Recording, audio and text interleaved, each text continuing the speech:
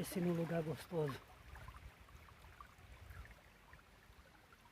Dá um 360 para vocês verem essas maravilhas da natureza. Pense numa água gostosa.